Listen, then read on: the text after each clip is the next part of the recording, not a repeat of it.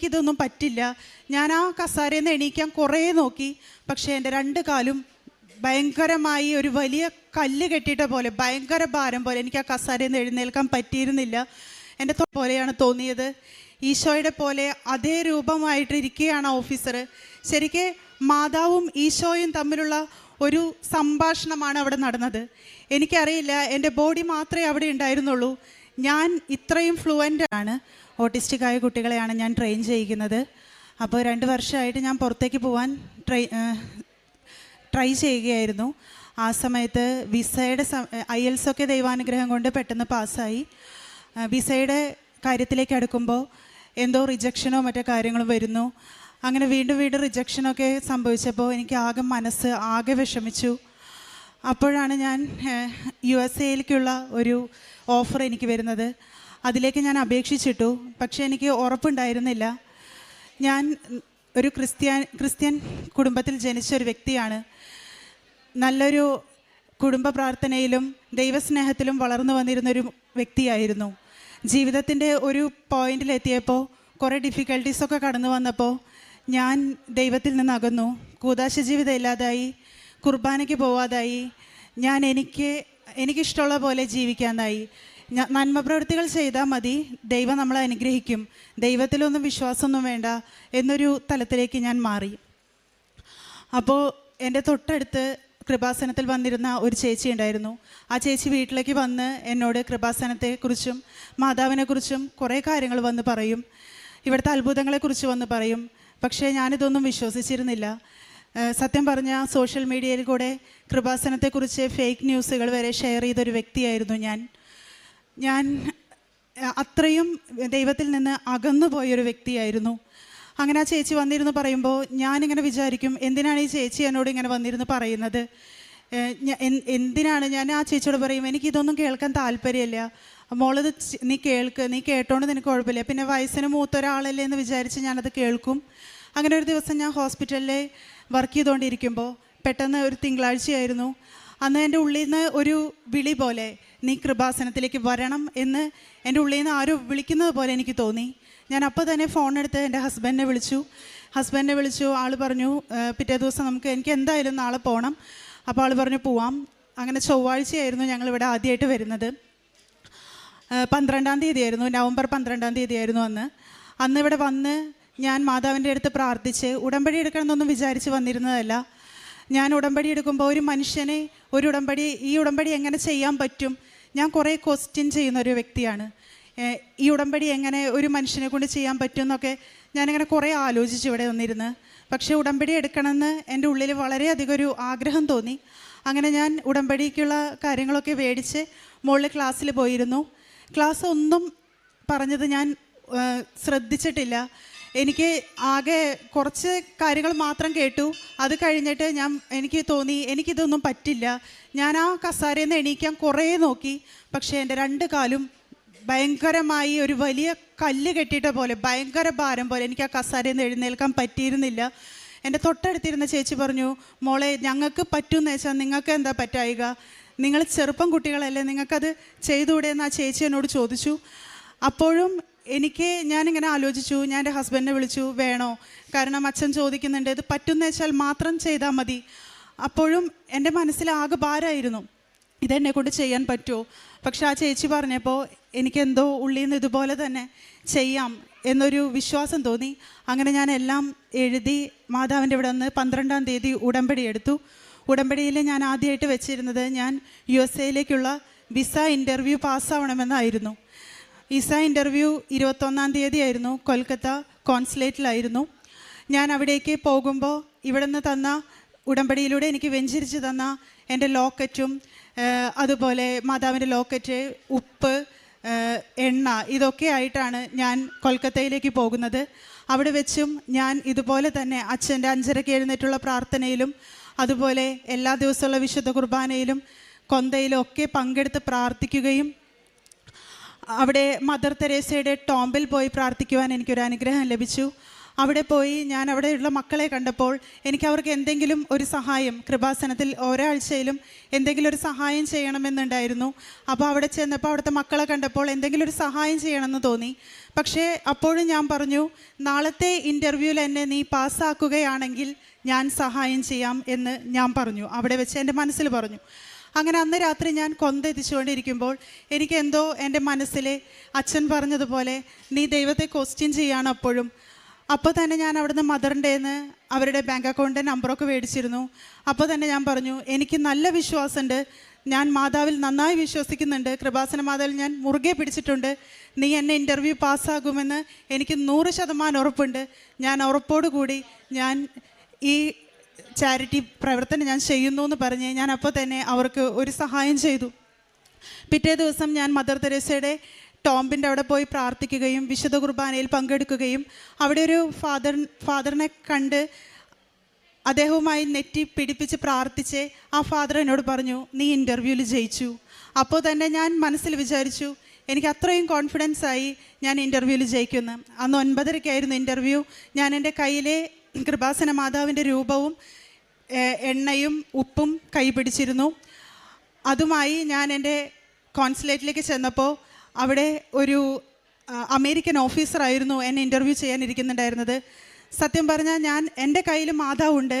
എൻ്റെ നേരെ ഇരിക്കുന്ന ഓഫീസറെ എനിക്ക് ശരിക്കും എൻ്റെ ഈശോയുടെ പോലെയാണ് തോന്നിയത്. ഈശോയുടെ പോലെ അതേ രൂപമായിട്ട് ഇരിക്കുകയാണ് ആ ഓഫീസർ. ശരിക്കും മാതാവും ഈശോയും തമ്മിലുള്ള ഒരു സംഭാഷണമാണ് അവിടെ നടന്നത്. എനിക്കറിയില്ല, എൻ്റെ ബോഡി മാത്രമേ അവിടെ ഉണ്ടായിരുന്നുള്ളൂ. ഞാൻ ഇത്രയും ഫ്ലുവൻ്റായി, ഇത്രയും കറക്റ്റായി ആ ഓഫീസർ ചോദിച്ച ചോദ്യങ്ങൾക്ക് ഉത്തരം പറഞ്ഞു എന്ന് എനിക്ക് വിശ്വസിക്കാൻ പറ്റിയിരുന്നില്ല. പക്ഷേ ഓഫീസർ എല്ലാ ചോദ്യങ്ങളും ചോദിച്ചു കഴിഞ്ഞതിന് ശേഷം എനിക്ക് ആകെ ഒരു കാര്യം മാത്രമാണ് കേട്ടത്, യുവർ വിസ ഈസ് അപ്രൂവ്ഡ്. അത് മാത്രമാണ് കേട്ടത്. ഒരു സെക്കൻഡ് എനിക്കാകെ എന്താ പറയുക, ഒരു മരവിച്ച അവസ്ഥയായിരുന്നു. അത് കഴിഞ്ഞ് ഞാൻ അവിടെ നിന്ന് ഇറങ്ങി അമ്മോട് പറഞ്ഞു, അമ്മ ഞാൻ ഇന്ന് കൃപാസന മാതാവിൻ്റെയും ഈശോയുടെയും നടുവിലായിരുന്നു. അവരായിരുന്നു ഇൻ്റർവ്യൂ ചെയ്തിരുന്നത്. എന്നെ ഇൻ്റർവ്യൂ എടുത്ത സാറിനെ ഈശോയുടെ അതേ രൂപമാണ് ഞാൻ ആ സാറിൽ കണ്ടത്. സത്യം പറഞ്ഞാൽ ഇത്രയും വലിയൊരു അത്ഭുതം ചെയ്ത മാതാവിനും ഈശോയ്ക്കും 1000 നന്ദി. നമുക്കറിയാം, ഭയങ്കര ഡിഫിക്കൽട്ടായിട്ടുള്ള ഒരു ഇൻ്റർവ്യൂ ആണ് ഞാൻ പാസ്സായത്.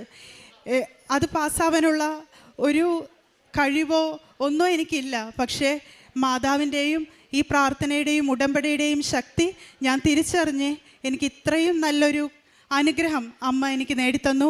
ഞാൻ ജനുവരി 23 പോവും. ഇത്രയും വലിയൊരു അനുഗ്രഹം നേടിത്തന്ന അമ്മയ്ക്കും ഈശോയ്ക്കും ഞാൻ 1000 നന്ദി പറയുന്നു. കാരുണ്യ പ്രവർത്തികൾ ഞാൻ ചെയ്യാറുണ്ട്. ആഴ്ചയിൽ ഞാൻ വഴിയരികിലിരിക്കുന്നവർക്ക് പൊതിച്ചോറുകൾ വിതരണം ചെയ്യാറുണ്ട്. പിന്നെ വയ്യാത്ത കുട്ടികളുടെ ഹോമുകളിൽ പോയി അവർക്ക് ആവശ്യമുള്ള കാര്യങ്ങൾ മേടിച്ചു കൊടുക്കാറുണ്ട്. കൃപാസന പത്രം ഞാനിവിടെ നിന്ന് മേടിച്ചു കൊണ്ടുപോയി ഓരോ വീടുകളിലും നടന്നാണ് വിതരണം ചെയ്യുന്നത്. നടന്ന് വിതരണം ചെയ്യുമ്പോൾ വീടുകളിൽ കയറി ഞാൻ അമ്മയെക്കുറിച്ച് പറഞ്ഞ് കൃപാസനത്തെക്കുറിച്ച് പറഞ്ഞാണ് ആ പേപ്പർ അവരുടെ കയ്യിൽ കൊടുക്കുക. അവർ ഇങ്ങോട്ട് ചോദിക്കുന്ന ചോദ്യങ്ങൾക്കൊക്കെ അമ്മ അപ്പം തന്നെ എന്നിലൂടെ മറുപടി കൊടുക്കാറുണ്ട്. എനിക്ക് വളരെ അത്ഭുതമായിട്ടാണ് അങ്ങനെ തോന്നിയിരുന്നത്. എസെക്കിയേൽ പ്രവാചകൻ്റെ പുസ്തകം 36:26 തിരുവചനം അരുളി ചെയ്യുന്നു, ഒരു പുതിയ ഹൃദയം നിങ്ങൾക്ക് ഞാൻ നൽകും, ഒരു പുതു ചൈതന്യം നിങ്ങളിൽ ഞാൻ നിക്ഷേപിക്കും. നിങ്ങളുടെ ശിലാഹൃദയം എടുത്തു മാറ്റി മാംസളമായ ഹൃദയം നിങ്ങൾക്ക് ഞാൻ നൽകും. അഞ്ജു പി റോബർട്ട് ഇവിടെ സാക്ഷ്യം പറഞ്ഞത് നാമൊക്കെ സശ്രദ്ധം കേട്ടുകൊണ്ടിരിക്കുകയാണ്. തനിക്ക് ഇന്ന് തൻ്റെ ഒരു USA വിസ ഇൻ്റർവ്യൂ അത് ഫസ്റ്റ് അറ്റംപ്റ്റിൽ തന്നെ ഈ മകൾക്ക് പാസ്സാകുവാനായിട്ട് കഴിഞ്ഞു. അതിന് സാധിച്ചത് തീർച്ചയായും തൻ്റെ കഴിവല്ല എന്ന് ഈ മകള് ഇവിടെ പ്രസ്താവിച്ചു. താൻ എങ്ങനെയാണ് വളർന്നു വന്നത്, തൻ്റെ ജീവിത സാഹചര്യങ്ങളൊക്കെ തനിക്ക് അനുകൂലമായിരുന്നു, വളരെ പോസിറ്റീവായിട്ടുള്ള ഒരു അറ്റ്മോസ്ഫിയർ, കൂദാശ ജീവിതമൊക്കെയുള്ള വീട്. എന്നാൽ പിന്നീട് താൻ എങ്ങനെയാണ് തൻ്റെ ജീവിതം മറ്റൊരു ദിശയിലായി പോയത്, തനിക്ക് കൂദാശ ജീവിതമോ കൂദാശകളോ ഒന്നുമില്ലാത്ത ഒരവസ്ഥയിൽ ഈ കൃപാസനത്തെക്കുറിച്ച് എന്നാലും തനിക്ക് കേൾക്കുവാൻ സാധിച്ചു. അതായത് നാം ഏത് വഴിക്ക് പോയാലും നമ്മുടെ ഉള്ളിൻ്റെ ഉള്ളിൽ ഒരു കനലുണ്ട്. ആ കനല് കെടാതെ സൂക്ഷിക്കുന്നത് പരിശുദ്ധാത്മാവാണ്. അതായത് ദൈവത്തിൻ്റെ അരൂപിക്ക് നമ്മെ അറിയാം. അതുകൊണ്ടാണ് ബഹുമാനപ്പെട്ട VP ജോസഫച്ചൻ പറയുക, നാം ഇവിടെ വന്ന് ഉടമ്പടി എടുക്കുമ്പോൾ തന്നെ നാം എങ്ങനെയാണ്, ഫ്രോഡാണോ അല്ലയോ എന്നൊക്കെ കർത്താവ് തിരിച്ചറിയുന്നു. നാം എന്തൊക്കെ കാട്ടിക്കൂട്ടിയാലും അത് കാട്ടിക്കൂട്ടലുകൾ മാത്രമേ ആവുകയുള്ളൂ. അതുകൊണ്ടാണ് നമ്മുടെ ഉടമ്പടി ജീവിതം വിശ്വസ്തമാകണം, സത്യസന്ധമാകണം എന്നൊക്കെ ബഹുമാനപ്പെട്ട അച്ഛൻ കൂടെ കൂടെ നമ്മോട് അച്ഛൻ്റെ പ്രഭാഷണത്തിലൂടെ പറയാറുള്ളത്. ഇവിടെ ഈ മകള് തനിക്ക് കൃപാസനത്തെക്കുറിച്ച് കേൾക്കേണ്ട, താൻ കൃപാസനത്തിന് അതായത് അതിൻ്റെ ട്രോളൊക്കെ ഒത്തിരിയേറെ അതിനെ പ്രോത്സാഹിപ്പിച്ചിരുന്ന ഒരു മകള്. ഈ മകള് മാത്രമല്ല ഇവിടെ വന്ന് ഈ സാക്ഷ്യം പറയുക. എത്രയോ മക്കളാണ് ഇതുപോലെയുള്ള അവസ്ഥകളിൽ നിന്ന് അവർ പിന്നീട് അമ്മയുടെ പാദാന്തികെ വന്ന് അവർ പിന്നീട് അങ്ങോട്ട് അമ്മയുടെ തിരുനടയിൽ മാത്രം തങ്ങൾക്ക് അഭയം, തങ്ങളുടെ ജീവിതം ഇതുവഴി മാത്രം പുതുക്കിപ്പണിത ഒരു ജീവിതവുമായിട്ട് പുതുക്കിപ്പണിത ഭവനം പോലെ അവർ വന്ന് നിൽക്കുകയാണ്. ഇന്ന് ഇത് തന്നെയൊക്കെയല്ലേ ഏറ്റവും വലിയ സാക്ഷ്യം. അതായത് ഇന്ന് ബഹുമാനപ്പെട്ട VP ജോസഫ് അച്ഛൻ്റെ അനുദിന അനുഗ്രഹ പ്രാർത്ഥനയിൽ നിങ്ങൾ സാക്ഷ്യം വഹിക്കണം, നിങ്ങൾ നിർഭയം സാക്ഷ്യം നൽകുക. അതാണ് ഇന്ന് അച്ഛൻ അനുഗ്രഹ പ്രാർത്ഥനയിൽ നമ്മോട് രാവിലെ പങ്കുവെച്ചത്. നമ്മുടെ ജീവിതം തന്നെ ഒരു സാക്ഷ്യമാവുക. അതിന് നമ്മിലുള്ള കുറവുകളെ കണ്ടെത്തുവാനായിട്ട് കൃപാസനം നമ്മെ അതിന് പ്രോത്സാഹിപ്പിക്കുന്ന ഒരു കൂടാരമായിട്ട് മാറുന്നു, കൃപയുടെ നിറവായിട്ട് മാറുന്നു. തനിക്ക് പിന്നീട് വന്ന മാറ്റങ്ങൾ, അതുപോലെ തൻ്റെ ആത്മീയ ജീവിതം പുഷ്ടിപ്പെട്ടത്, ഇന്ന് അമ്മയെയും ഈശോയെയും അവരുടെ മധ്യത്തിൽ ഇരുന്നു കൊണ്ട് തൻ്റെ US കോൺസുലേറ്റിലെ ഇൻ്റർവ്യൂ, അതാണ് ഈ മകൾ ഇവിടെ പറഞ്ഞത്. അത്രയേറെ തനിക്ക് ഈശോയോടും അമ്മയോടുമുള്ള സ്നേഹം വർദ്ധിച്ചു. തൻ്റെ വിശ്വാസ ജീവിതത്തിൽ താൻ ആഴപ്പെട്ടു. ഇതൊക്കെ പറയുമ്പോഴാണ് നിങ്ങളല്ല, നിങ്ങളിലൂടെ ദൈവത്തിൻ്റെ അരൂപിയാണ് സംസാരിക്കുക എന്ന് തിരുവചനം അരുളി ചെയ്യുന്നതും ഇതുകൊണ്ട് തന്നെയാണ്. അതായത് നാം ഒന്നുമല്ലാത്തപ്പോഴും നമ്മെ ഇങ്ങോട്ട് വിളിക്കുന്ന ഒരു സ്വരം, ആ സ്വരമാണ് ഈ മകളെ ഇവിടെ എത്തിച്ചത്. ഞാൻ പോകില്ല, കൃപാസനത്തെക്കുറിച്ച് എനിക്ക് കേൾക്കണ്ട എന്ന് താൻ ചിന്തിച്ചിരിക്കുമ്പോഴും അമ്മ ഇങ്ങോട്ട് വിളിച്ചു. തനിക്ക് ക്ലാസ് കൂടാതെ എഴുന്നേറ്റ് പോകണമെന്നുണ്ടായിരുന്നു. ഒരിക്കലും അമ്മ വിട്ടില്ല. അതായത് അമ്മ കൊണ്ടുവന്നതാണെങ്കിൽ അമ്മ ഇവിടെ നമ്മെ കൊണ്ടുവന്ന് നിർത്തും, സാക്ഷ്യം പറയിക്കും. അത്രമാത്രം നാം ചിന്തിച്ചാൽ മതി. ഇവിടെ നടക്കുന്നത് ജീവിക്കുന്ന ദൈവത്തിൻ്റെ ചലനങ്ങളാണ്. അരൂപി ഇവിടെ പറന്ന് നടക്കുകയാണ്. അതുകൊണ്ട് നമുക്കൊരിക്കലും നാം നിരാശരാകേണ്ട. നാം ഇവിടെ വന്നെങ്കിൽ അത് ദൈവത്തിൻ്റെ പദ്ധതിയാണെന്ന് കൂടെ കൂടെ നമുക്ക് നമ്മോട് തന്നെ പറയാം. അമ്മയുടെ പ്രത്യക്ഷീകരണത്തിന് ഏതാനും ദിവസങ്ങൾ മാത്രമേ ഇനിയുമുള്ളൂ. നമുക്ക് ഈ അവസരത്തിൽ ഇവിടെ വരാനും ഇവിടെ വന്ന് സാക്ഷ്യപ്പെടുത്താനും ഒക്കെ പറ്റുന്നത് തന്നെ അത് വലിയ കൃപയാണ്. നമുക്ക് കരങ്ങളടിച്ച് ഈശോയ്ക്കും അമ്മയ്ക്കും നന്ദി പറയാം. യേശുവേ നന്ദി, യേശുവേ സ്തുതി, യേശുവേ